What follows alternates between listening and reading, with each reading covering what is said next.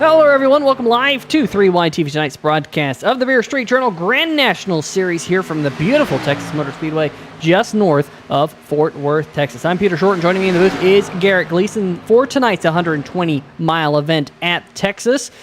Garrett, we've seen a little bit of everything so far this season in the NSRA Beer Street Journal Grand National Series. Of course, we started off the season back at Daytona, and then Matt Cherry won last week's race in somewhat controversial fashion.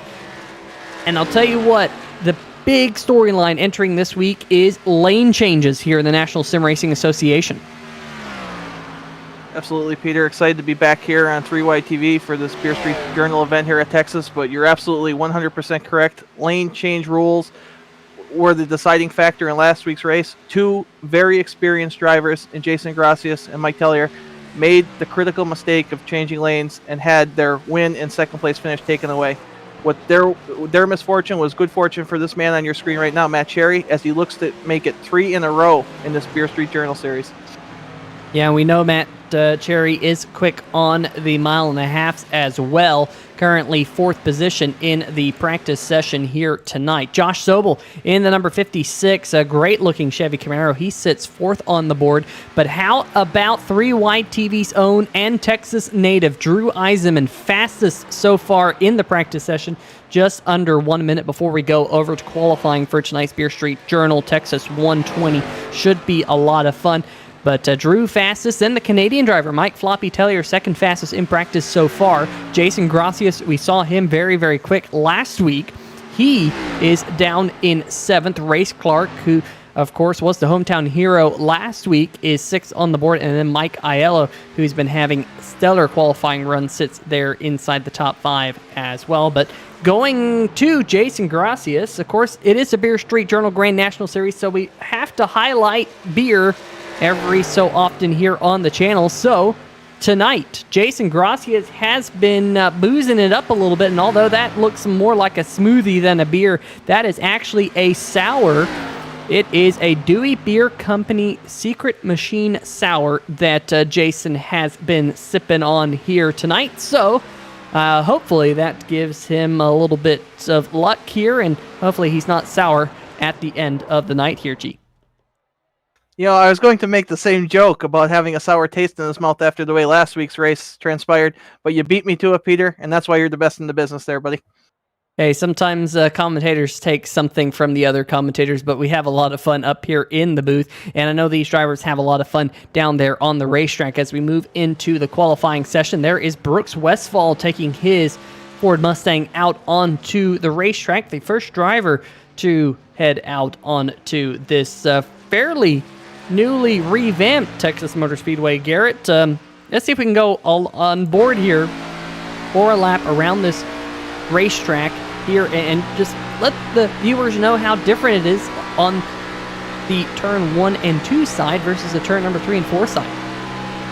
Well, Peter, I'm glad you mentioned that, because when we ran here in our other series on 3YT, I won't do a shameless plug from my league, but when we ran here, it took me half of the race, if not more, to realize how much brake I actually had to use in turn 1 during the race to keep the car down at the bottom and maintain speed, because I was used to the old Texas, newly paved.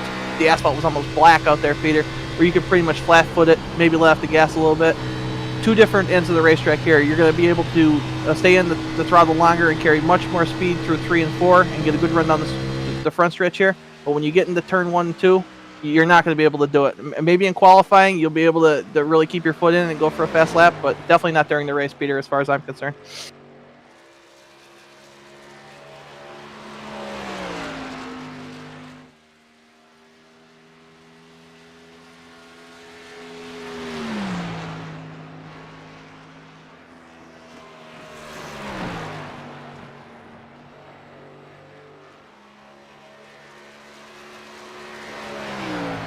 Peter, I'm not hearing anything on your end as we're watching Jason Gracias here make his lap. Yeah, you know, sometimes we just make mistakes. But I was just saying, Jason Gracias went to the top of the board. But as I said that, Mike Tellier, the number 97, is now top of the board. So fast in practice, now fast in qualifying. But John Canizaro in the number 17 just had to pip him to that. The Kingsford number 17 got the Blue Flames on that. And you know what they say about flames on race cars, G? Flames means the car is fast. And in John Canizaro's respect, he's always fast. And I got to give him some credit. He won the race last night, for those that were able to watch it. John Canizaro making steadier starts here on the stock car side of things, and he's improving each and every week as we see Drew Eisenman here in position number 2. Yeah, Eisenman trying to pick it up on lap number 2. First lap was good enough for second on the board. Coming out of turn number 4, what can the number 77 Eisen Designs scheme do? And he's going to jump up to top of the board. How about that? 1/100th of a second faster than the number 17 of John Canizaro. His teammate Race Clark just moved up into 4th in the 02 machine. So Drew finding just a little bit extra pace on lap number 2. It has put him on the provisional pole, at least for now. A minute 45 or so left here in the qualifying here for tonight's Texas 120. Of course, a big shout out to our friends over at Craig's Setup Shop, always sponsoring the National Sim Racing Association. And of course, they will be sponsoring the craigsetupshop.co.uk pole shootout tomorrow night in the Stay Tuned Sports Podcast Truck Series in the National Sim Racing Association. That should be a lot of fun. Josh Sobel in the number 56. There he is. Gee, he just jumped up to 3rd on the board. Peter, these guys are putting in some incredible laps here in qualifying. How important, in your opinion, is track position at a place like Texas? Well, you know, typically I wouldn't think it would be that big of a deal. However, tonight's race is actually fairly short. Only 120 miles, 80 laps. That doesn't really give you a whole lot of opportunities to make up ground, especially if the race goes caution-free. Now, of course, we did go caution-free back at Daytona, but we did not go caution-free last week. But hey, look at this, a new driver inside the top 5. It is winner from Daytona and the Nashville Fairgrounds right there, Matt Cherry. Can he pick it up on lap number 2 like Drew Eisenman coming down the backstretch? We'll see. He is slower than his first lap through the first half of the lap. Can he pick anything else extra up in turns 3 and 4? Here he comes to the line, gets wicked loose. Gee, we were talking about Matt Cherry and how loose he was. He will pick it up, move up to 3rd. He got everything he could out of turn number 4. Fastest of all drivers in turns number 3 and 4, believe it or not. But really, really loose. And we saw him have troubles with that last week in the National Sim Racing Association Stay Tuned Sports podcast, that the 54 has a tendency to burn up the rear tires. But we are going to move over here quickly into the race session because, folks, the qualifying session has concluded, and Garrett, it's about time for you to take it away with tonight's starting lineup for the Texas 120. All right, on the pole, Texas's own Drew Eisenman in the number 77. Alongside him, my arch rival, John Canizaro. Matt Cherry looking to make it 3 in a row, starting in 3rd, with Joshua Sobel on his outside. Floppy in the 97 rolls off 5th, and Race Clark, who had a lot of speed last week, is starting off 6th. Jeffrey Vickery in the 21 will start 7th. And Alexander Kerfan in the 30. Peter, you're going to have to help me pronounce that one later. Starts 8th. Jason Gracias, who might be under the influence a little bit, starts in 9th. And series administrator and good friend Chris Starling rolls off in 10th. Yeah, and then on row number 6 on the inside is the number 69 machine. That will be Steven Leshinsky in that car. And then alongside him is the sheriff himself, the number 2 of Justin White. Row number 7 here tonight, Brooks Westfall and Mike Aiello Jr. in that number 74, Brady Smith and Corey Shellman on row number 8. Row number 9, Travis White, Glenn Grimm in the 08, Stephen Doziak in the 55, and Ben Mashburn on the outside of row number 10 there, G. Stephen Ford's going to roll off in 21st. Alongside him is Joshua Watt in the number 20 machine. Shane Ward in the 039 rolls off 23rd, alongside Brian Kaufman in the 01. And rounding out your field here tonight will be the number 12 of Shane Ledoux. So a good field here tonight, and the field just now starting to get rolling as everyone now lines up on the front stretch, and I'm sure all these drivers will be very much hyped to get this race going here, Garrett. Like I said, a little bit of a short race. These drivers, if they can stay green, these laps are going to click by very, very quickly. We do anticipate tonight's race only lasting about 40 to 45 minutes if the race was to go caution-free. So 45 minutes, if you're mired back in the pack, you're going to have to do quite a bit to get your way up to the front. You see everyone just now starting to roll past the pit lane exit to get their way up onto the racetrack, G. And what do you think your keys to the race are going to be here tonight? I think, for me personally, I think it's going to be saving your tires. Absolutely, Peter. Saving your tires, I believe, will be a big deal. And also, you're going to have to take every opportunity you have to pass. Ideally, you're going to want to get through the first couple turns because, for some reason, historically, what races I've run here, somebody gets loose in the first couple of corners and we have a yellow real early on. And then we usually get some good green flag racing. But I'm hoping that's not the case tonight. I'm hoping there's a lot of good racing, a lot of good passing. And I'm glad everybody's here alongside us for this race as we're getting ready to go green here, buddy.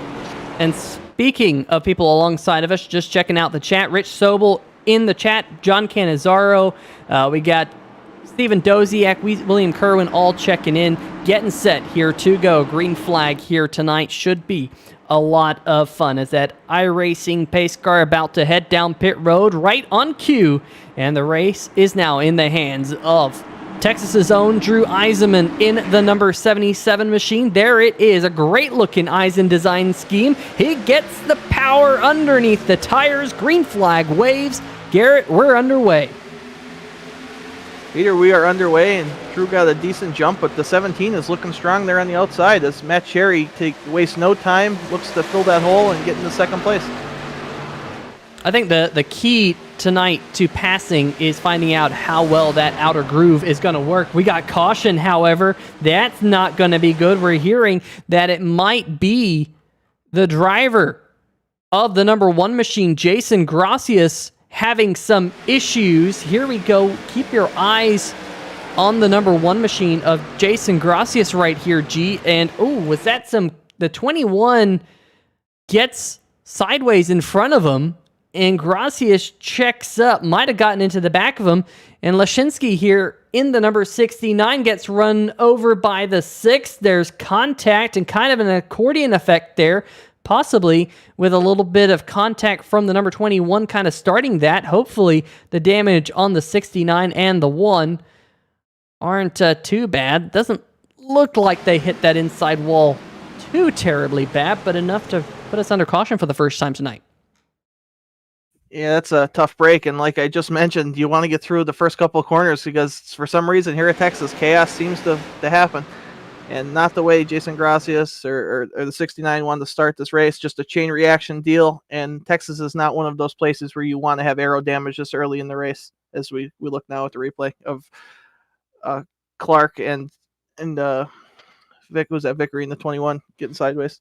Yeah, I think Vickery was just drifting up the racetrack a little bit. He got loose, and then that's what caused that accordion effect out back. The number 6 there also getting a piece of it, Brooks Westfall. We'll see if we can get another look. You can see the number 69 is missing his rear end on that car. So, all things considered, could have been a lot worse, but unfortunately, a couple of drivers hoping for a good night here tonight quickly with some pretty bad damage. Let's see if we can, like I said, get another look of what happened here. Maybe we'll slow it down right here. Keep your eye on that number 21. Looks like he's drifting up the racetrack there to Miji. And then I can't really tell if there was any contact or whether Vickery was just trying to stay off a race. Clark might have just taken the air off that rear spoiler of the number 21 with how close they got. But that was it. That was enough to kind of spawn the first accident of the night. Yeah, that's all it took, was just one car in the pack getting a little out of sorts, and then a bunch of guys that really had nothing to do with it get caught up. But that's racing free, and that's as close as we are on these restarts. That's bound to happen. And it took some of the contenders, at least it hurt some of the contenders. I won't say it took them out because it's a long race. And it's not a lot. We have a lot of laps left, is my point. But Jason Gracias' car, as we see right now, a lot of front-end damage. He's going to need to get that fixed if he wants a chance at contending tonight. Yeah, so Gracias will be well back in the field, and with a short night here at Texas Motor Speedway, it will be a lot to ask out of the driver of the number 1. We know he's very quick, almost had that win last week until that post-race black flag that stripped the win away from Jason Gracias. I know a couple people weren't all too happy about that, but lane changes are the rule, and there has been some new vocabulary added to the NSRA rulebooks over the past week or so since that, basically saying that the race has to go to a post-race review for the results to be official, and definitely something for these drivers to be mindful of here as they run around the racetrack here tonight. Just looking a little bit further back in the pack at some of these cars. Look at the number 20 there, Joshua Watt, sporting a really good-looking paint scheme. There he is. Sports the Canadian flag in iRacing, but on the car, the American flag.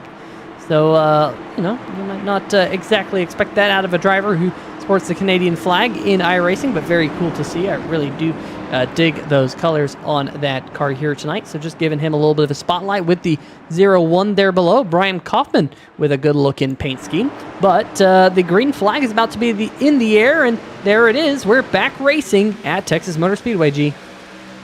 We're back racing, and Drew had a much better start that time. He has the second place car cleared as we head off into turns 1 and 2. I'm hoping for everybody's sake we could get a little bit of a green run here so everybody could feel out their cars, feel out the competition, and we'll be able to have a lot of green flag laps here during this race.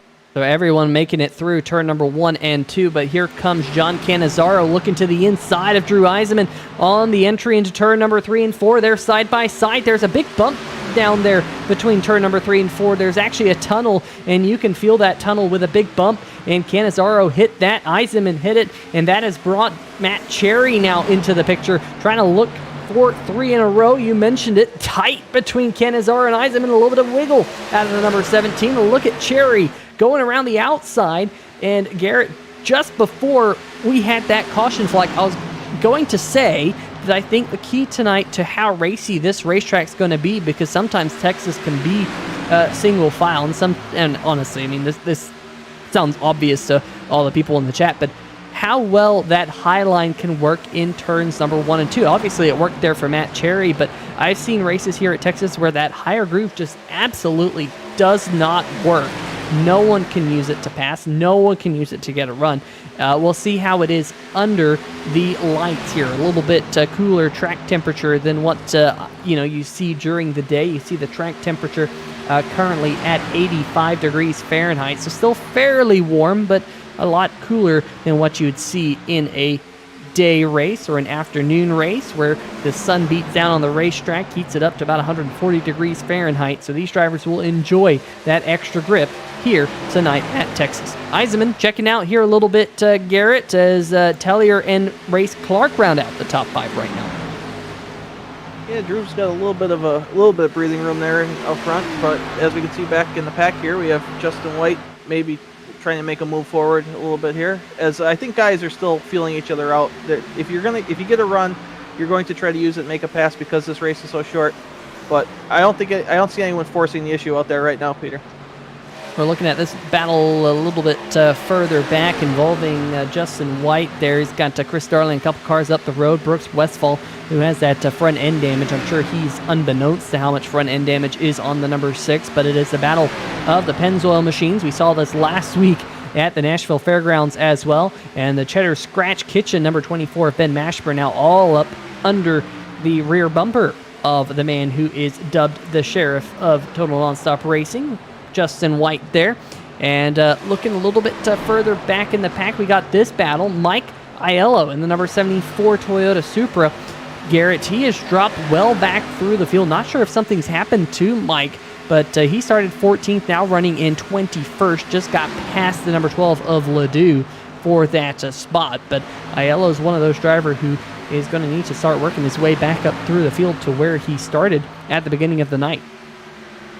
Yeah, I'm surprised to see Aiello back that far in the pack. He's been someone in his short tenure here in the National Sim Racing Association that runs up front consistently, whether it be a super speedway or even a short track like last week. So I'm curious as to he has any damage from that first incident. Maybe there's something we missed because Jason Gracias with that beat up car just made a move on him back in the pack there.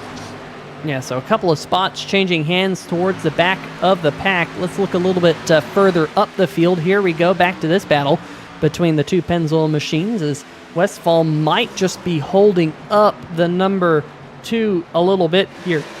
Garrett, wondering if some of that damage might be affecting the way the number 6 is driving. As you can see, he's losing touch with Darling in front of him. Yeah, like I mentioned after the accident, you don't want to have aero damage here at Texas, but he's doing a good job holding on to it. And, I mean, if this was the end of the race, I would say, yeah, good job, fight for every spot. But at this point, you're probably just going to make Justin White mad holding him up that much, and he is the sheriff, like we said. So I might just let him go and maybe try to get him back a little bit later. Well, let's try and highlight right now the biggest mover of the race, and that is the driver that you see now to the inside of Brooks Westfall. Ben Mashburn started this race in 20th, now trying to cut that in half down to 10 if he can get around Brooks Westfall. But it's been a productive opening 14 laps or so for the driver of the number 24. Of course, picked up a couple spots due to that first caution. Mashburn doing a really good job here. We know Travis White has been quick in the Carolina Tar Heels blue number 23 machine right there in front of Brady Smith, who has picked up 2 spots from the drop of the green flag, started 15th, now 13th, but we got this battle. No, Travis White's looking to try and make it 3 wide, and he does. Mashburn gets around the 6 of Westfall, but he falls down behind the 23 of White, who gets a 2 for 1, and now the number 6 is peeled off the racetrack. Where is Brooks Westfall? There he is on pit road here, Garrett. That's surprising to see the 6 pull off. He was running with a pretty decent pace. It actually took 2 undamaged cars to just pass him there. So I don't know, maybe one of the gauges was showing something that wasn't ideal, or if he just had enough of getting past and decided to call the night. I guess we'll see here in the lap if he gets back out there. Yeah, we will find out. It could be very well that damage on the nose of the number 6 is leading to overheating. We're hearing now that Westfall has left the pit, so he's just come down. I think he just came down to get some damage repaired, and he's now rolling back out there onto the racetrack. So hopefully the number 6 of Westfall can get back in it. He's currently being scored just 1 lap down behind this driver right here, who is your race leader, Eisenman, now up to about a 7/10 of a second lead over the number 17 of John Cannizzaro. And caution flag waves. You can see all of the yellow twinkly lights that they have here at the Texas Motor Speedway. And we are trying to figure out what the caution flag was for here, because it's not immediately apparent what the caution flag was for. Let's see if it was between these two, the 80 and the 74 and the 08. Did Mike Aiello have a moment here in his Toyota? Comes off onto the backstretch. I don't really know. Oh, there we go. There's the contact, and those two get together. Aiello goes for a half spin. Does a stellar job of saving it there, Garrett. And, that's one of those things that brought out the yellow, much to Brooks Westfall's benefit. But Mike Aiello has left the racetrack, so not sure if he just had too much damage and wanted to call it a night, but that was enough for Mike Aiello to be our first retiree of the night. Brooks Westfall, on the other hand, presumably will be our Brookstone Animal Hospital lucky dog under this caution flag, so he will get himself back up on the lead lap. Kind of fortuitous timing, and whoa, big strategies on pit road. Holy cow. Tellier coming down, Kerfin coming down. Looks like Sobel is coming down with Darling, but we have a good chunk of drivers staying out here, Garrett, and I can only imagine that's due to the tire limit they have in effect here tonight. Absolutely, Peter. We're seeing our first break in race strategy here on lap 19. We have Drew Eisenman, who was leading the race, staying out, and we have some of the guys in the top 5 pitting here. I'm assuming they're taking tires, Peter. I mean, your fancy software will be able to tell you for sure once they get through their pit stops. But if they're just topping off, then that's they're still going to be on the same strategy as the leader as far as tires. So I'm guessing you're taking tires here. If you could fill us in when you get the opportunity. Yeah, I was just checking in on what all was going down, and no, not a lot of drivers took tires. We got Tellier in the 97 who only took a 7-second pit stop. Travis White, 7 seconds. Sobel might have taken 2 tires in the number 56. He had a 9-second stop. Alexander Kerfan and Chris Darling were 2 drivers who definitely took 4 tires. Jeffrey Vickery, Brooks Westfall taking tires as well. But not a whole lot of drivers electing to come down and take on tires. Most of them who did come down just fuel only. So split strategy here at Texas. It's going to be interesting to see how that all plays out here tonight. But you can see the iRacing pace car there at the front of the field, leading the number 77 of Drew Eisenman. We'll see if we double him up here for this upcoming restart. And yeah, it does not look like it. So let's see if we can drag the Texas-born Drew Eisenman here into the 3-wide TV booth for just a quick word. Drew Eisenman, Peter Short, 3-wide TV booth. You got a copy? Yeah, 10-4, Peter. I got it. Well, you're from Texas. This is Texas. I know you're probably not the biggest fan of the redesign. I don't think a lot of people are. I think you've been vocal about that in the past. But all things so good for you here tonight. But you didn't just come down pit road. Other people did. How do you think that's going to work out? Yeah, just kind of sticking to my strategy. Might work, might not, but kind of have a plan, and I'm sticking to it. But yeah, it's certainly an acquired taste. Texas put in a lot of practice this week, so I think that it's paying off. It's different. 3 and 4 super fun. 1 and 2 are by far the most challenging parts of the track, but having a lot of fun out here. Well, in my books, turn number 3 and 4 were always the most fun end of this racetrack, and that's the one end of the track that they did not change. How much brake are you having to use going off into turn number 1? Of course, you're probably, not even a third of a way into the fuel tank yet, but, how much are you having to use that brake more than you would in the past?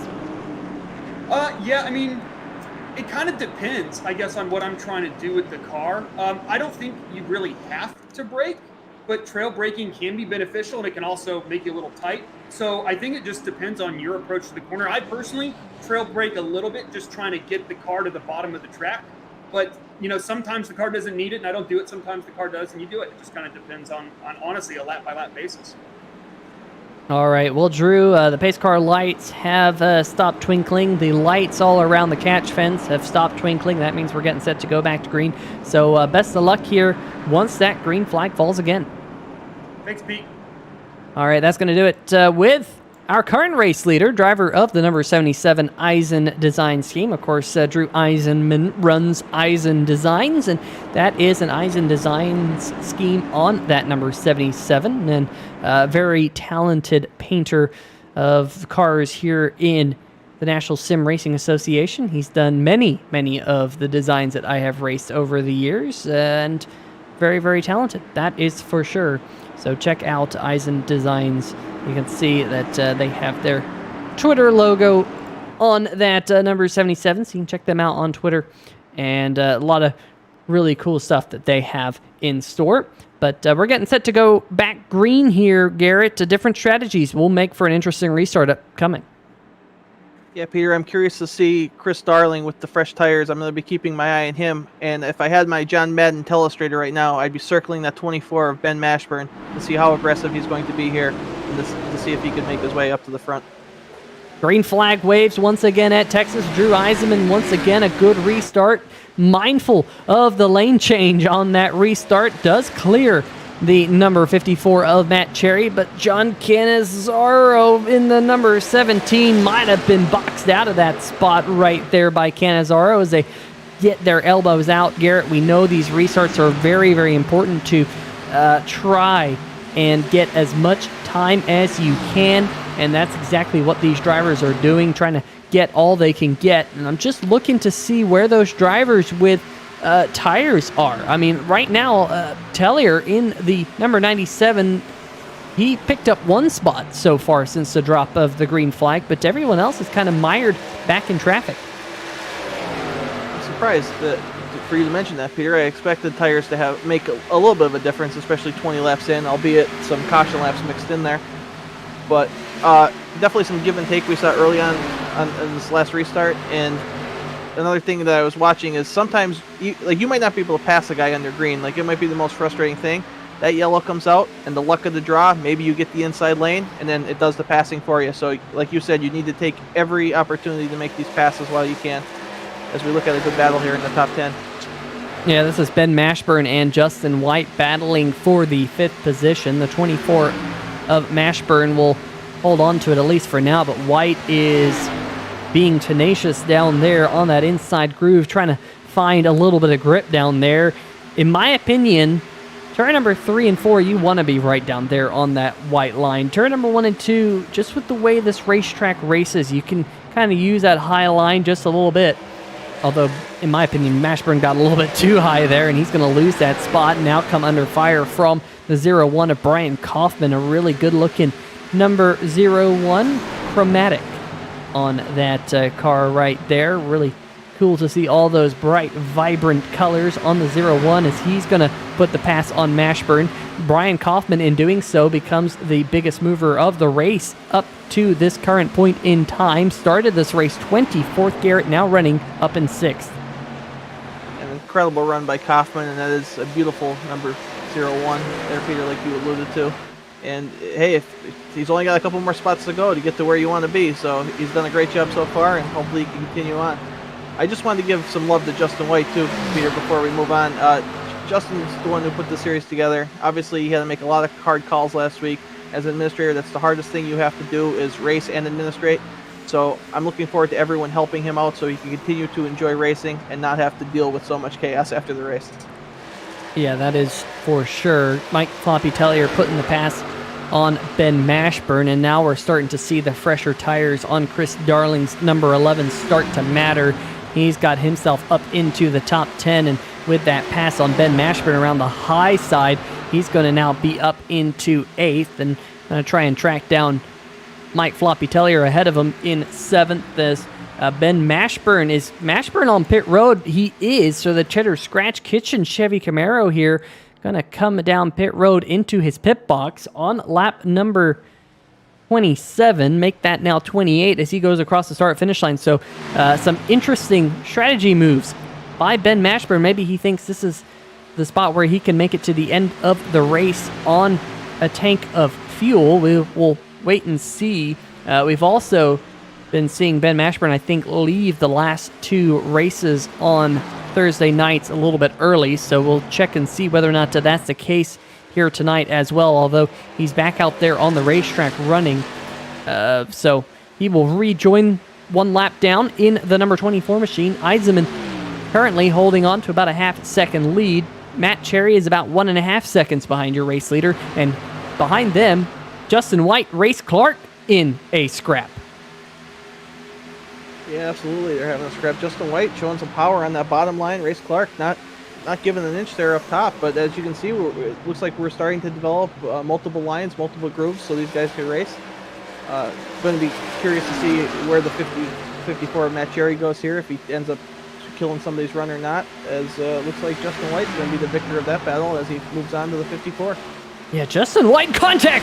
White gets into the back of the 54 machine, and Cherry has to save it. That will cause that high line to check up. Race Clark, who was almost in orbit through turn number 1 and 2 with the high line he was running, going to benefit from that contact, and he now finds himself up in 3rd. That was a moment, and look at this, 3 wide. Now Justin White on the outside, Chris Darling and Brian Kaufman to the inside of him, and now it is the 2 of White who's gone from battling for 3rd all the way back to 8th. How quickly things can change here at Texas. Oh, that's wow, 54 making the abrupt pit call as Justin White's going to join him on pit road. I was just going to mention how Chris Darling on those new tires finally making some ground forward as these guys this have to be scheduled stops at this point, Peter. Yeah, for sure.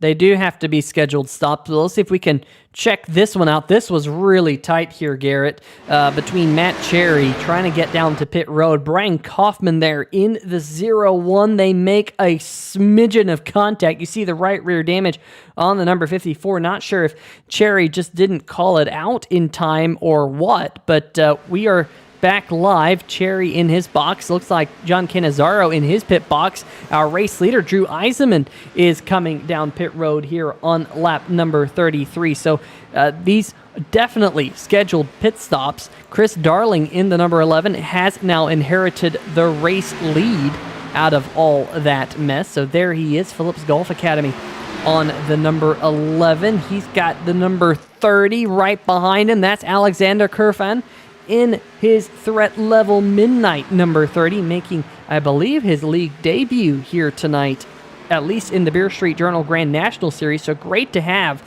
the number 30 out there on the racetrack. And Garrett, he took tires under that caution there about 15 to 20 laps ago now. Yeah, I think now the strategies are becoming clear here, Peter. We have these guys who came in, they topped off and they took tires. They inherited the lead, second place. They're going to be able to run, I'm assuming they want to run about 15 more laps, at least get to lap 50. It looks like they could make 30 laps or so on fuel. Then you have the guys that saved the set tires, just took fuel, who are still remaining on the track. And then you also have the guys who just pitted, who are going to do this race to stay green for their strategy to work out. So a lot of things going on, Peter. I know you're here to fill us all in, so I can't wait to see where we end up at the end of the night. Yeah, going to be very interesting to see exactly how this all shakes up. There is the number 55, Steven Doziak, running right behind Jason Gracias and kind of sandwiched there between Ben Mashburn, who is currently one lap down. Doziak is racing with Stephen Ford, who is racing with Shane Ward.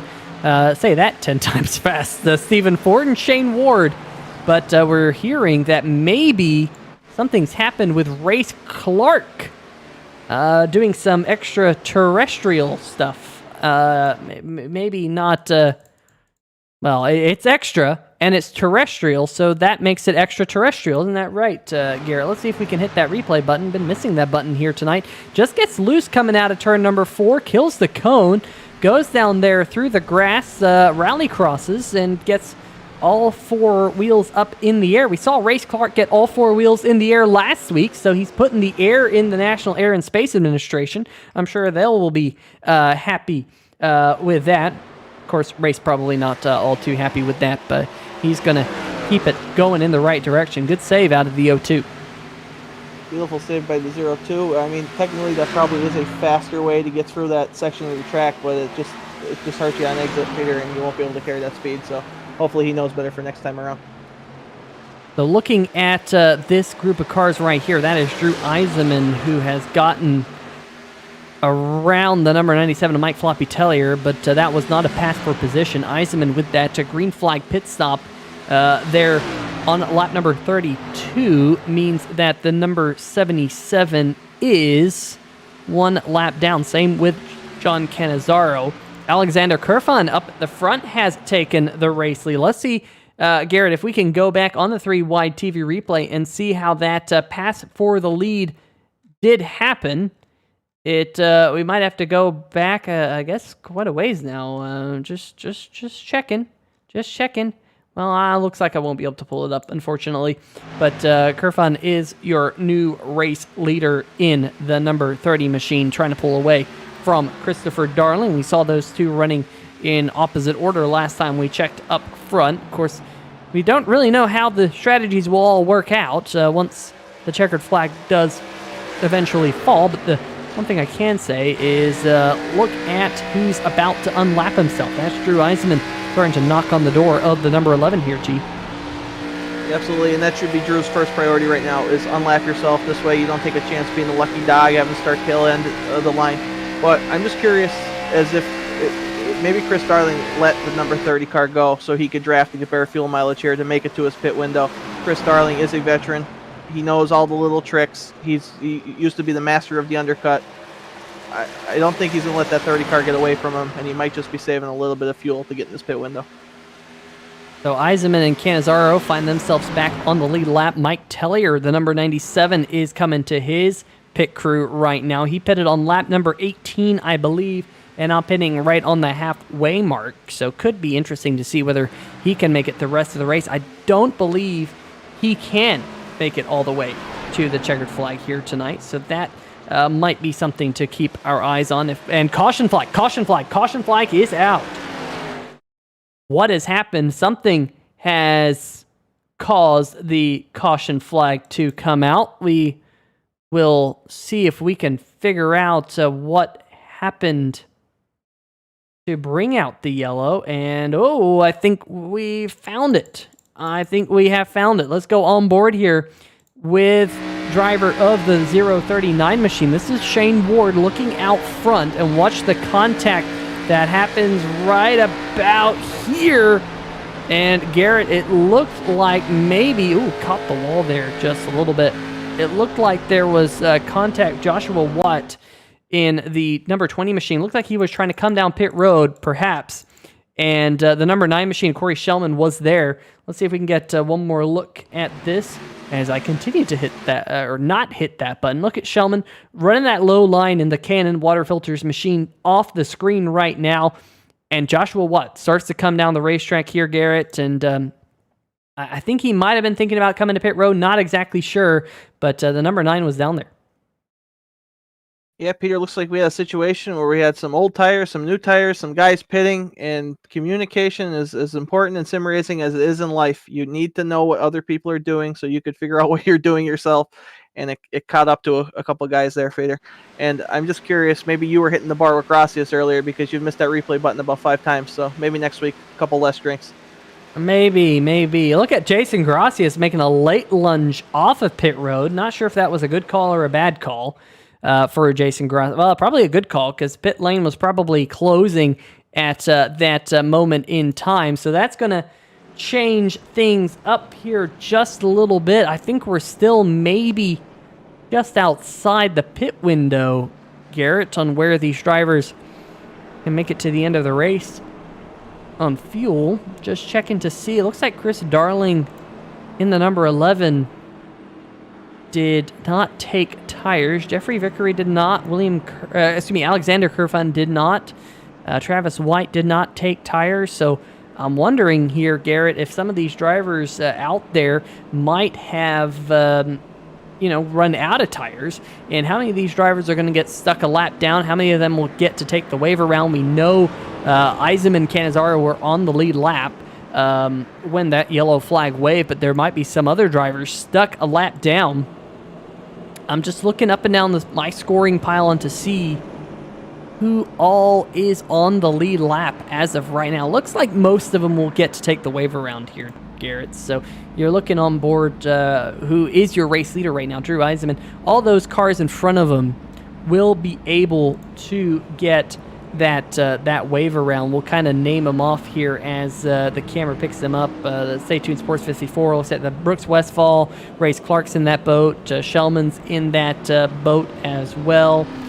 Maybe Gracias, Sobel's going to be back in the lead group. Mashburn, looks like Justin White. The 01 machine will be on the lead lap. Brian Kaufman. But I'll tell you what, Garrett, some of those drivers, even though they will be back now on the lead lap, they will have lost quite a bit of track position. So Eisenman and Cannizzaro doing a great job unlapping themselves before that caution flag flew. Peter, it's always such a tricky strategy play when you're going to long pit, essentially, and be those last people on the racetrack, because you're hoping to catch a bunch of cars a lap down. It's not as beneficial as it used to be back in the day when NASCAR didn't wave cars around. They make you start on the inside, and there's all those different rules. But even in iRacing, there's going to be an advantage for guys like Drew Eisenman, John Cannizzaro, who got their lap back the hard way and now don't have to go through any of that, because these people who are getting the wave rounds might struggle to catch the rear of the field by the time we go back green, which, as somebody who gets lapped on a regular basis, I know how hard it can be to get caught up and get in line in a timely fashion. Yeah, it definitely can. I mean, you have to get that entire group of drivers, which is led by Josh Sobel in 14th, all the way back around the racetrack and lined up, within basically 3/4 of a lap. So we'll see whether or not the admins decide to throw an extra caution lap or something to just pad it, make sure everyone gets lined up. But one thing I have been noticing here, Garrett, and this is kind of an interesting thing. I've actually had to go and pull up the kind of the league rules. They aren't really there, but I did look and see that they had 3 sets of tires here tonight, and I wonder if that was a mistake. And they were only given 1 set, and the league administrators had to kind of backtrack on that and say, no, you can only use 1 set of tires here tonight, because that might have caught some of these drivers out just a little bit. I'm just seeing, maybe there were some drivers who elected to take 2 tires again under that last stop. In fact, it looks like there maybe was. I would have to kind of go back and see, pull up the graphics and see who might have taken tires more than once here tonight. But it's kind of strange that like Chris Darling wouldn't have added tires on the car under that last pit stop with 3 on the scoring chart here tonight. But anyway, Drew Eisenman is your race leader. He gets us back underway. Watch for wheel spin, but also watch for the lane change. He is very much mindful of that as he heads towards turn number 1. Good restart for the driver, the number 77. Drew's becoming a pro on those restarts. He keeps getting better and better jumps, and that's what you want. Be out front, let all the mess happen behind you. Don't worry about anybody passing you with the first car behind us. We have some 3-wide action between 2 friends of ours, and the 21 backed out of there as well. Yeah, Gracias might have actually just put on fresh tires in the number 1 machine, so I really don't know what the strategy is here tonight. It seems like these drivers aren't using tires as much as I expected them to, but Gracias, he's going to head up to 4th position right now, and we know he will have the bit between his teeth this week, Garrett, after losing that win last week at, look at this, almost 4 wide. They were at least appearing 4 wide there for a brief moment back behind them. But going back to that point, Gracias lost that win last week at Nashville Fairgrounds. Definitely has a bit between his teeth here tonight at Texas. Yeah, Peter, he's still reeling from last week. He got damage on, lap 1 or 2 this week. But he's still hanging in there. He's fighting for every position, and with those fresh tires, it might be the difference he needs if he could get a green run here to the finish. Yeah, so Gracias now up into 4th, and this group right here continues to slide back. Vickery now into the clutches of the number 97 of Tellier. Tellier came down pit road on lap number 44. Looks like he took either fuel only or 2 tires on the number 97. As back behind them, Shane Ledoux goes up the racetrack. He's in a battle with Steven Doziak in the number 55. And Ledoux catches the wall through the quad oval there right at the start-finish line. It can catch you out there, Garrett, if you're not paying attention, and now he's going to go way up the racetrack. Lets Matt Cherry on by. The winner of the first 2 races here in the Beer Street Journal Grand National Series is going to have to rally back all the way down in 15th here. Yeah, Peter, I didn't expect to see the 54 of Matt Cherry outside the top 5 for much of tonight, but these different strategies and wave arounds have put him back here in 15th position, like you said, and he's under pressure here from Justin White. So not the night I was expecting for Matt Cherry off of 2 wins at his favorite racetrack. Yeah, Cherry running a little bit high up on the racetrack. Race Clark now trying to race on by him. We saw Race have that big moment there through the grass a little while ago. Meanwhile, at the front of the field, Drew Eisenman has all the clean air in the world on the nose of the number 77 Ford Mustang. He has gotten out to about a 0.7 of a second lead on John Cannizzaro.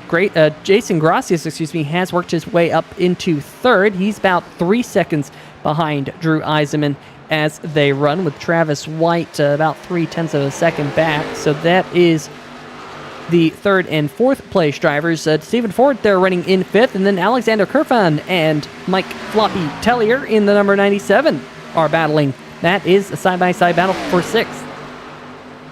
Definitely. Oh, yellow's out, Peter, just as I go to make another great point, as usual. Hearing that a driver has gone around, it might be the number 39 machine. What happened here? Doziak all the way on the inside here, Garrett. 3 wide, heading off towards turn number 3 and 4, and they just have a coming together. He comes down the racetrack trying to keep the brake in it. Good job there by the number 39. We were also hearing that maybe Steven Lashinsky in the number 69 might have had a moment as well. Let's see if we can see what happened here. Sobel doing such a good job of trying to keep that car pointed straight. Then the number 69. Oh man, Garrett, that was just kind of a coming together. Wrong place, wrong time. Big credit to Sobel for doing all he could to save his machine. He's going to lose quite a bit of track position, but let's see if we can go back and see exactly what happened here on board with the number 56, because he did a lot to try and save this car. Watch those hands. Absolutely, Peter. Josh Sobel did a tremendous job here on the apron, back onto the racetrack. There's a lot of transition there, and he did a heck of a job holding on to it, and just unfortunately he got hit in the driver's door there. I hope it's not too much damage. I know his father's in the chat rooting him on, so let's get you back out there, Josh, and let's get contending for this win. Yeah, we got more mixed strategies out there on the racetrack. I'm surprised, Garrett, with such a short race, how many mixed strategies we've seen. Your the top 9 drivers all stayed out. 10th place on back just came down pit road. So Josh Sobel, we just saw him involved in an accident. He was the 5th car to stay out, so he's going to be restarting here inside the top 5. I'm just surprised with all of these strategies. We heard from Drew Eisenman. He had a strategy. He's sticking to it. And for these other drivers, they're kind of doing all these different strategies, and I don't really know how this is all going to shake out. We know now with under 30 laps to go that these drivers can make it the rest of the way on fuel from here. We saw a 30-plus lap run earlier in the race from some of the field, but of course, you also have to think about Beer Street Journal last calls in case we get some added laps at the end and some late race cautions. Yeah, you can't forget about those green-white checkers. Last call, sponsored by Beer Street Journal here in this series. You don't want to be that guy running out of gas on the last lap. Perhaps if we get another yellow here, we can get a pit reporter or an on-track reporter to give us the strategy, how many sets of tires they had, because apparently we're missing something up in the booth here, Peter, because there's 3 different sets of strategies out there, and nobody clued us in as to what they were going to do before the race. Like last week, they gave us some advice. Hey, here's what to look out for. This week, they're like, you guys are on your own. We're just going to do whatever we want anyway. Well, let's see if we can get a very popular driver into the booth here. Make sure we don't bring him in with a hot mic, because that doesn't always go well. But let's bring in Joshua Sobel, see what he has to say, involved in this last caution, staying out on the racetrack. Joshua, hopefully that damage doesn't affect you all too much, but a lot of mixed strategies here tonight. How many sets of tires do you have? It says 3 in iRacing, but we don't really know if that is accurate or not. But what's going on out there on the racetrack? It seems like it's been a crazy night. Oh yeah, it's crazy. I have an extra set, so I'm just gonna sit out here and see what happens. I'm pretty good on old tires here, so I'm not too worried about that. Just getting ran over. Guy washed up in 3 and 4, but I saved it, and a caution came out right behind me, so I think really that kind of helped a little bit. So I'm just gonna stay out here and got the pit strategy down lock, and I think that's gonna help out a lot as long as I can survive. Yeah, it's definitely, for an 80-lap race, been quite tumultuous here tonight. Do you think the fact that this race is a little bit of a sprint race has gotten into some people's heads? I mean, sometimes that does ramp things up a little bit sooner. Yeah, a little bit. I mean, the strategies in general are pretty interesting, so we'll have to see what happens here. I know Drew and John ahead of me are going to have to pit it, sooner than I am, so I'm not really worried about that. So we'll see what happens here on this restart. Yeah, could be interesting. That is for sure, to see exactly how this race all shakes out. Pace car lights are off here, Josh. Hopefully that damage doesn't affect you all too much, and maybe you can walk away with a win here tonight at Texas. Best of luck. Thank you, sir. Appreciate it. All right, well, we'll let Tim get back to his group.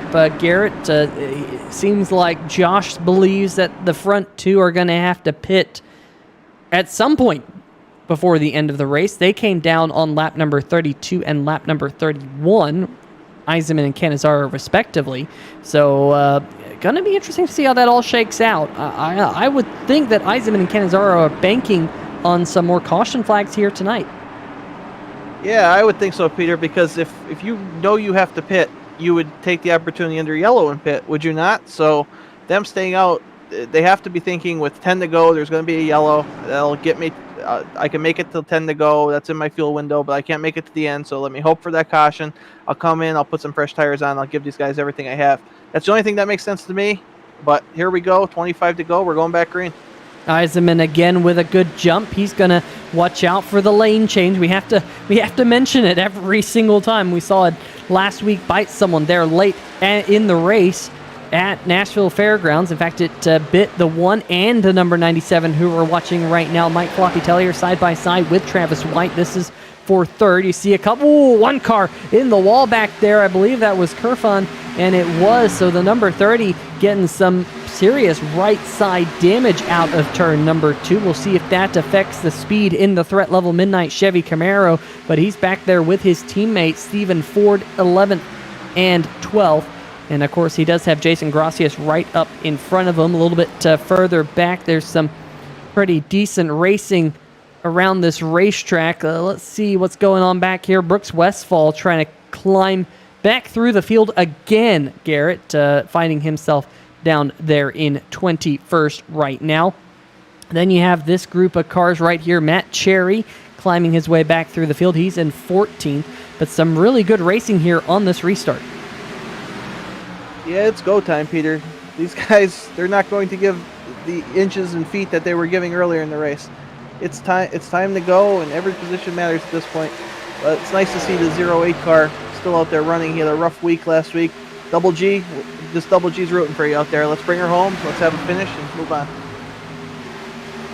This is the battle right now for Glenn Grimm, Jason Gracias, the Double G, and Jason Gracias, JG and GG right here. It's typically Jason Gracias and Garrett Gleason together on the racetrack, but GG's beside me, G Money, as we call him, Mr. Garrett Gleason. And how about them Giants this year there, Garrett? Not doing all too hot. But hey, how about this? John Cannizzaro has been caught by Mike Floppy Tellier, and Cannizzaro might fall back to 4th here. Travis White got around the number 17, and Tellier, the Canadian from Sarnia, Ontario, looking for a top 3 right now. Mike's one of those guys that always has the fuel strategy down perfectly. And Mike could be running 25th, but he would know exactly what lap he has to get to and how to play the fuel strategy perfectly. So him being in the top 5 here, making the pass on Cannizzaro, makes me think that 97 is in a good position to make up for his DQ last week with a good finish tonight. 20 laps to go here at the Texas Motor Speedway. Drew Eisenman leads, but we think he has to come down one more time to take on fresh fuel in the number 77. We will see just how long that will take for him to come down pit road, but Travis White is knocking on the door. Travis pitted on lap number 44, so we think Travis can make it almost to the end of the race. Not quite. We think the number 23 might just be a little bit short on fuel. Eisenman might even be saving a little bit of fuel on the number 77 machine as they work their way. Just 18 more laps here at Texas left in tonight's Texas 120. White looking to the outside here, Garrett. He's got a good run coming through turn number 1 and 2. That number 23 has shown some speed these last 2 weeks, and it looks like he might be able to take the lead from Drew Eisenman here as we go off into turn 3. But don't squander the opportunity, because the 97 is coming. Yeah, and if we bring up the pit strategy as Travis White leads his first lap of the race here tonight, you see Travis has made 2 stops to Eisenman's 1. And you can see Travis White still has an extra set of tires in the pit box as well, because he did not take tires under the first time he was on pit road. So that now kind of swings the advantage to the number 23, Garrett, because we know that Travis White can make it a little bit further than Drew on fuel. We know that both White and Eisenman both have a set of tires left on pit road, so that advantage between those two is going to kind of balance out. We know that Tellier back behind him. Look at the number 97 now creeping into the picture we know that he has had a very, very fast hot rod here tonight, as he's now looking for second on Eisenman. Peter, and look behind him. I believe we've spotted a wild Steven Doziak out there running in the top 5 on his own. I can't believe it. Well, if Steven Doziak goes to victory lane here, Garrett, I think you're going to have to eat a pie or something on the stream next week, an entire pie. But that number 55 machine, he's putting himself in a good position. Drew Eisenman now under fire from Mike Floppy Tellier as the 97 does go to that high groove and gets on by Drew. I can't. Oh, here comes Eisenman. Eisenman coming down pit road. 15 laps to go. Race Clark coming down with him.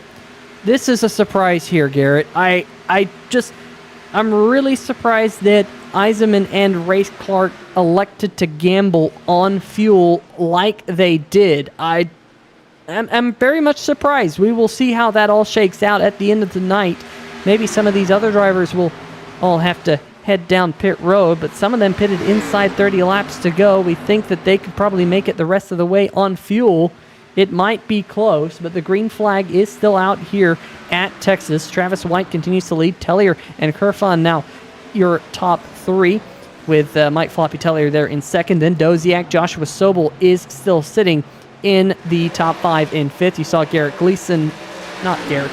Eisenman, the other person who sits beside me here on 3Y TV, just pulling back up there onto the racetrack, falling 1 lap down. Sobel just lost a couple of spots there to Darling and Cherry. Garrett, this is going to be an interesting one to see how it all shakes out. We're still saying that. This is going to be a fun one to call. I don't really know which way the pendulum's going to swing here, as the battle for the race lead is now a 3-car battle. Wow, what great racing for the lead. But just to go back to the pit strategy, if they can make at least 25 laps on fuel, which is, I believe, when we went green, I cannot believe that these guys did not pit. It would make sense to make sure you had enough fuel to the end. You don't want to stop under green, but I think Drew is going to need everyone else to need fuel, so there has to be something we're missing, but we shouldn't be missing this 3-wide battle for the lead here. Mike Floppy Tellier has got himself to the race lead for the first time here tonight, so the Canadian driver leads at Texas. Alexander Kerfan now up into second in the number 30. What a great race it has been for Alexander here tonight. A little bit of right side damage. I was concerned that when he smacked the wall off of turn number 2, it would really affect the handling of the number 30. Well, he's proving me wrong here. He did pit on lap number 53. In fact, he is the highest placed driver right now to have pitted on lap number 53. So if Tellier is short on fuel, if Travis White is short on fuel, and if Kerfan can make it the rest of the way, Garrett, it could be his race to lose. He could be in the catbird seat if this race goes caution-free for the next 10 laps. Absolutely. What a debut that would be in the number 30 machine, to walk out of Texas with the victory. I hope we could get him a cowboy hat and some pistols to shoot off, but that'll make one heck of a story as we see Chris Darling making a move here under the 23 of Travis White. Yeah, so Darling looking to the inside, and look who's creeping up inside the top 5. How about this? That is Matt Cherry. Oh my goodness, battle for the race lead. Kerfan having to go all the way down to the bottom side of the racetrack. Tellier throws a big block on that number 30. We're side by side for the lead. Kerfan on fresher tires. We think he has enough fuel to make it to the end of the race here tonight, going for that race lead outright. Here they're still side by side. Tellier did not want to give it up, Garrett. He didn't want to give it up, and he's racing for the lead that hard. It makes me curious if he has enough fuel, Peter, because if he's going to have to pit anyway, what good is this doing him? So a lot of questions. I think next week we're going to have to get here a little bit earlier, get debriefed, because these guys are throwing us curveballs as we're in the batter's box here. And now Tellier back underneath Alexander. Alexander throwing up some sparks from the right side of the Chevrolet. That time out of turn 4. Maybe just shrinking the number 30 a fraction of an inch. Tellier on that preferred lower groove is going to take the race lead back, and that is allowing Garrett the 3rd and 4th place cars to start to creep back up into the picture. And how about Matt Cherry? We said at one point he was down in 14th. He was really struggling, now finding himself up in 4th. Could we see that 3 in a row? 6 laps to go at Texas. Yeah, Matt Cherry giving that Stay Tuned Sports number 54 a good run, which is more than we could say about the Eagles on Monday night, right, Peter? That is very true. I'm sure Mr. Stay Tuned Sports in the chat probably not all too happy about that, but I'm happy with it. Garrett, you're happy with it. So a happy booth is, you know what they say, a happy booth makes for a happy life. And right now, Tellier is also very happy because he's out front, but has some fast hot rods closing in behind on... Well, right now, Kerfon is being caught by Chris Darling, Matt Cherry, and look at Justin White, and in the picture as well, John Cannizzaro, who did pit on lap number 63, is trying to wade his way. Oh, Kerfon in the wall. Kerfon's in the wall. Contact between the 54 and the number 30, and that will allow Justin White to get the 2-for-1 here. Jan Cannizzaro is looking at this thinking, oh my goodness, this is an absolute mess right here. We're coming to just 4 laps to go at Texas. Peter, we had cars sideways, and I don't think anybody lifted. That's just how important getting this win is for these guys. And Mike, he must have enough fuel because he is driving the wheels off that number 97. But the number 2 of Justin White and the number 11 of Chris Darling are coming strong. Yeah, this is absolutely incredible. Darling in the number 11 looking to the high side, and Tellier peels down onto pit road. Tellier coming down to pit road right now. That will give the race lead to Chris Darling. Just 3 laps to go, and we have a new race leader for the first time here tonight. The number 11 Chevy Camaro is out front. Justin White in the number 2. He's trying to smell blood as well, trying to track down the number 11. We think, Garrett, based on the numbers, we now know Chris Darling can make it to the end of the race, just doing the math by comparing when the 11 was last on pit road compared to Tellier. We assume Tellier ran it as dry as he could, but Darling starting to stretch it out just a little bit. Last time by 0.06 of a second faster than the number 2 of Justin White. 2 more laps to go. Cannizzaro wants to unlap himself. There's the number 97 of Tellier working his way back up onto the racing surface. Not sure if he only took 2 tires. I think he did. Cannizzaro will get underneath the number 11. Darling shuts the door, trying to keep the lapped car of Cannizzaro behind him. Coming to the white flag. Coming to the white flag. Hopefully the lap car of John Cannizzaro doesn't impact this race finish. But Chris Darling and Justin White, 1 week after having to make the hard decision of black flagging our first and second place, are now running in first and second place as Justin White has an incredible run on the bottom. And they're going to make contact there coming out of turn number 1 and 2, getting extremely close. Cannizzaro pushed Darling up the racetrack, opened up the door for Justin White, but Darling gets a good run down the backstretch, shuts the door on the number 2. Does White have anything coming to the line? Chris Darling is gonna go to victory lane at Texas. What a finish. Strategy calls galore all night long, and Darling gets the job done. Wow, what a race, Garrett. Wow, what a race indeed, Peter. And 2 of the league administrators, the guys that run the series, first and second place, our friends. We're going to get to talk to them in a little bit and see how all this crazy strategy played out. But week after week, the series does not disappoint. What an incredible race. It definitely was a good race. Strategy calls gone right, strategy calls gone wrong.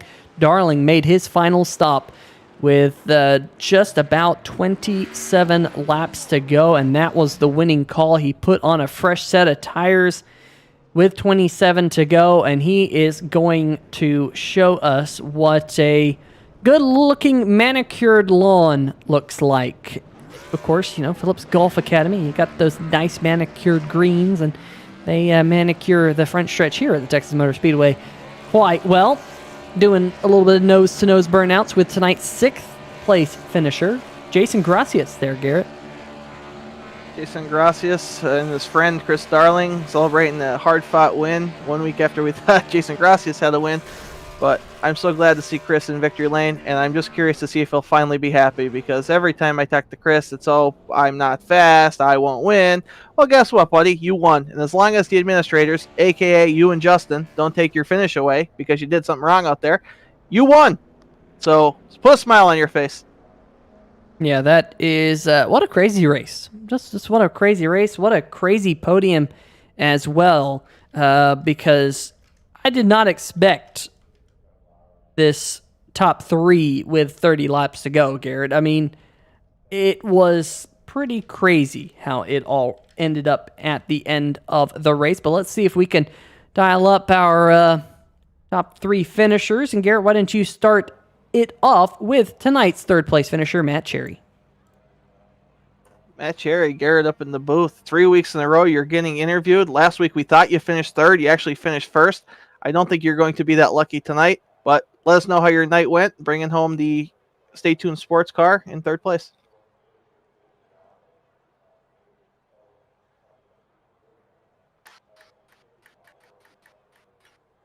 Looks like we might be having some technical issues. Matt, you there? Yeah, and y'all hear me? Yeah, we got have you now, Matt. So how'd your night go? You rallied back from about 15th place there to finish third. Just let us know how it went. Well, I tried pitting under green. We called it out and everything. We kind of got run over a little bit, and I had to go toward the back. We fell back because it got really tight because the right rear of the car, the spoiler was just tore all to pieces, and we got it fixed. And we took that last set of tires there with, I think it was like 30 to go, and I was trying to take it easy up through there, and we got all the way up to front, and then the 30 car, he run it into the fence, and it just destroyed the right side of the car, so I couldn't do nothing after that. You mentioned to us last week or the week before that Texas was your favorite track, and clearly you like racing here and probably have won here multiple times. How did this Texas race compare as far as strategy goes? Are you used to seeing this much strategy at Texas?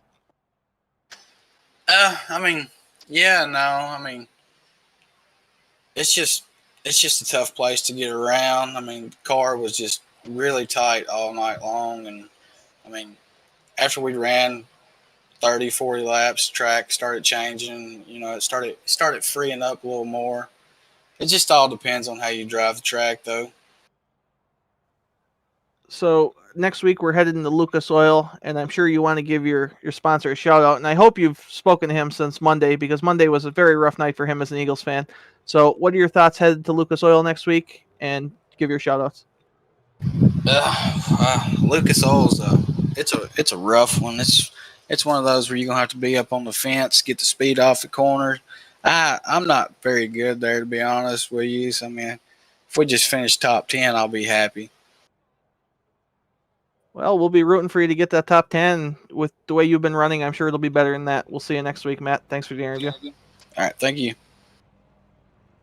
Yeah, worst finish of the season tonight for Matt Cherry, a third place in Texas. I'm sure he won't be all too upset about that. Let's see if we can dial up tonight's runner-up driver of the number 2 Pennzoil Chevrolet, that being Justin White. Justin, what a crazy night for you here tonight. Hopefully your post-race admin duties aren't too bad, but you come home with second, so that probably makes you a little bit happier when you do those post-race admin duties. Yes, much happier when you have a good finish. I absolutely love this track. This is one of my favorite tracks on the whole service of iRacing. So turning 1 and 2 kind of keeps guys' head scratching, but I think I've got it figured out. I've won pretty much. I don't know. I've run here a couple of times and had really good finishes every time. Won several of my iRacing races here. So I just absolutely love this track.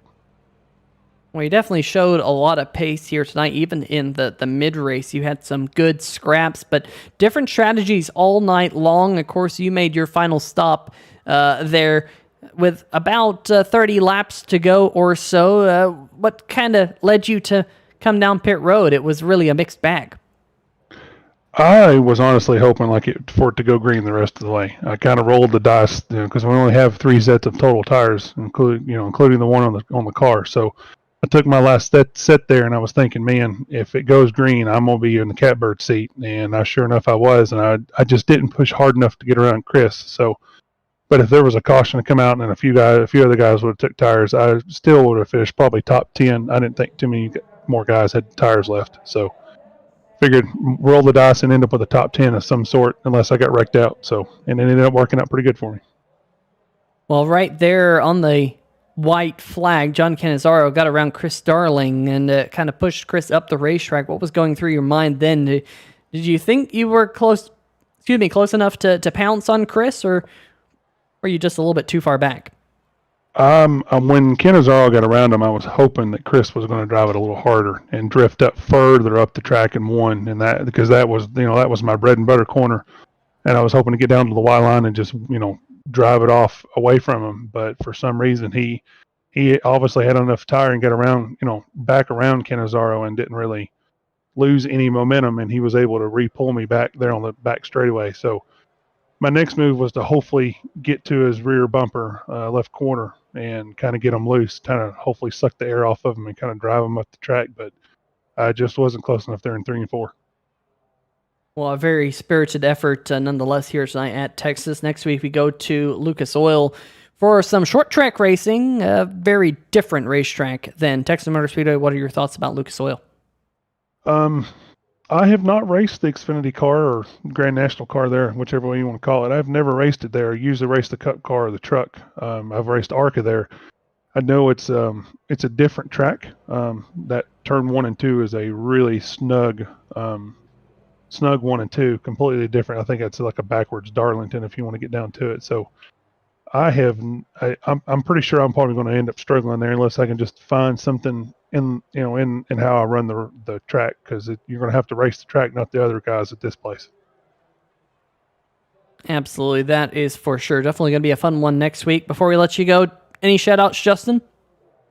Yeah, I want to give a shout-out to you guys for putting the broadcast on. Thanks to Garrett, thanks to Peter for the help on the adminning as well, because last week was a pretty mixed bag, and for any admin, it would have been a little bit of a nightmare to deal with, but we got through it. And then I want to thank Beer Street Journal for the sponsoring our series here. This is definitely something hopefully a lot of guys are watching and put on a good show for the last couple of weeks. And of course, thank Chris Darling for we co-admin this together. So I think we're building something pretty special here. It's going to be going to grow, and hope you guys stay tuned in and keep on watching. Absolutely. Well, I'll tell you what, a great run here tonight for you, Justin. We'll see you next week. Yes, sir. All right, let's see if we can bring in tonight's race winner, driver of the number 11 machine, Garrett. I think you've caught up with Chris Darling. Chris Darling, Garrett Gleason, congratulations, buddy. You put us on one heck of a journey tonight, and the people have 2 questions. Number 1, these administrators in this league are pretty tough. Did you pass post-race inspection? And number 2, is there finally a smile on your face, buddy, because you did it? Well, man, I hope I pass post-race, or I got to get to firing somebody around here. I was complaining that whole dang race, but I'm pretty happy now. So, shoot, that was cool. It was very cool. It was amazing from our point of view. Just walk us through the strategy. You pitted with about 30 laps to go. Did you always know you could make it? And how fun was it racing with Justin White for the win? I knew I could make it from the last time I pit. I wasn't really sure about the guys up ahead, so I usually use caps for my pit strategy, and I had no overlay tonight, so that was a nightmare, and it was scaring the heck out of me. I don't know, man. I came in the first time and took my tires just because I was whining about the track. I don't like this track, but I was whining about my tires, so I came in and took them, and I figured the only way I was going to win, looking at my speeds and stuff, was if I got off kilter with everybody else. So I don't know. I thought it was going to work out for a while, and then the caution came out, and I thought I was pretty much dead in the water, but it stayed green after that. I took that last set of tires, and it was pretty much smooth sailing, just waiting for guys to pit and hoping a caution didn't come out the whole time. I don't know. It was pretty fun with Justin White, too. He raced me really super clean. He could have gave me a rub in turn 1 and 2 on that last lap, and he didn't, so I appreciate that. He probably could have turned me coming to the line, too. He didn't do that either. I appreciate that, so now I guess I owe him one. I owe him the same, right? Absolutely. I felt like one of those dogs that when they go to court, they're like, well, choose your owner, and one owner's on one side yelling for you, and one owner's on the other side yelling for you. That's how I felt watching you and Justin come to the finish line there, buddy. I didn't know I wanted one of you guys to win. I was just hoping you didn't take each other out, and then I really would have been upset. But just want to invite you to a party at Peter's house, actually, because we're in Texas. I've been staying at Peter's house in the baby's room, so we won't be able to party with him next season probably. So let's meet up over there after the race here. So, so when Peter said he was having a baby, it was really just you moving in. Did he get you a crib too? Well, they don't make many cribs for people my size, unfortunately. I guess maybe there's a special marker for that. We'll have to look into it. But I cannot confirm nor deny. So next week, let's get back on topic here. Next week, we're headed to ORP, as we used to call it, Lucas Oil Raceway, as it's called now. You're going to be carrying all the momentum into next week. Do you think you could have another good run? I think so. I really like that track. So I don't know, something about those smaller short tracks. I just do really well at. I don't think it has anything to do with tires or anything. I don't know. I've always leaned towards those, so I'm kind of looking forward to all the short tracks we got this year. I'm going to let the cat out of the bag for next week. Follow that number 97 car of Floppy around. He loves that place. He races there all the time. He's the guy you're going to want to follow in practice. But before we let you go, you are one of the series administrators here with Justin White. I'm sure you have a lot of shout outs, a lot of people to thank. Have at it, buddy. Oh boy, here we go. I'm definitely going to forget somebody first off. I want to give a big shout out to 3Y TV for putting on these races. I can't talk. Do an incredible job every week. So I'm extremely grateful for that. Brookstone Animal Hospital, Bear Street Journal, Phillips Golf Academy, Stay Tuned Sports, all our sponsors, Taz Racing Customs, great diecast. Check him out. If you ever want a diecast that's good quality and I don't know what I was trying to say. Just a great diecast of your sim car. He's your guy. He's great. He's cheaper than most people out there, so try him out. Other than that, I don't really have a whole lot. Justin White, thank you for racing me clean. That was fun. But outside of that, hopefully we'll go and try to get him next week. Yeah, don't worry about next week. Worry about tomorrow. You'll probably win tomorrow. You could do the same interview again, except Drew will be up here and not me. I'll be finishing about 25th, and you'll do even better. So I'm not winning tomorrow. As much as I complained tonight, I guarantee I will be complaining while I'm driving around that racetrack more than I did tonight. But if it turns out like tonight, that's fine too, because that means I will win. So I'll just complain more. That's fine.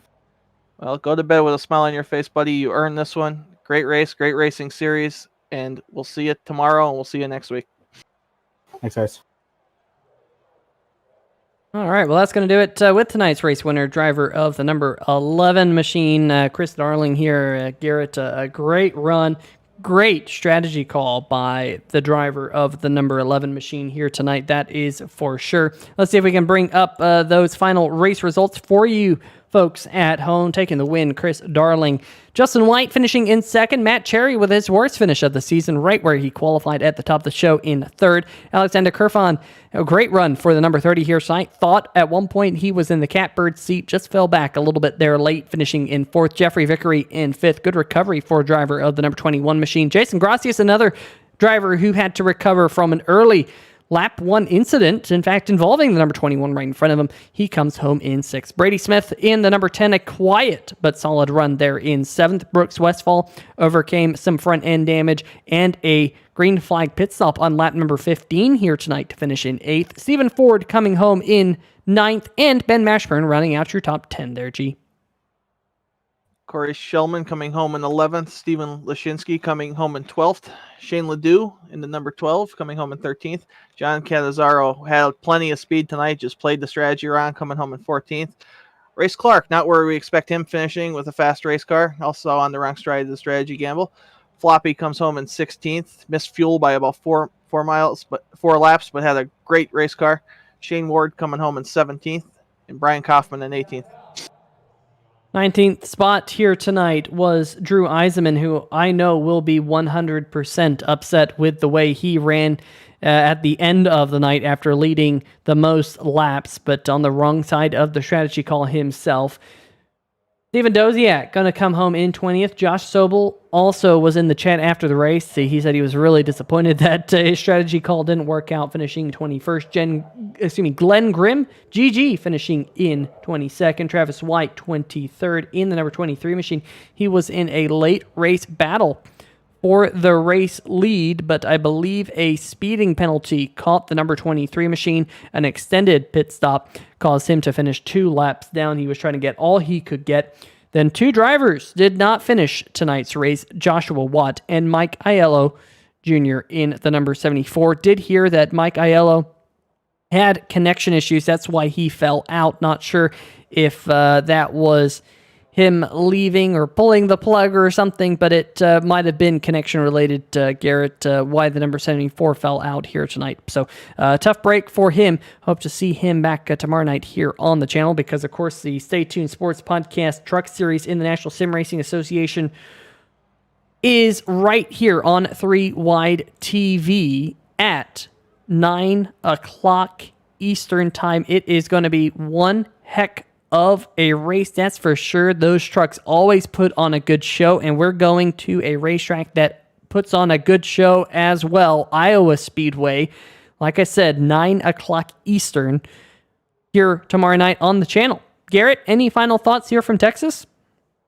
Yes, Peter, I would just like to say, anyone watching or that's going to watch this, if you're not racing in this series and you're eligible, you're missing out. This is a great opportunity for you to develop yourself as a driver and get familiar with the National Sim Racing Association, with some great racers, some great administrators, and great sponsors. So please join us next week in one way or another. And I look forward to tomorrow night with you and Drew on the call at Iowa. Well, folks, I'm going to have to go put Garrett to bed. He's still crying about the Giants' start to the season. But for everyone else here on the 3Y TV family, have a good night, stay safe, and we shall see ya.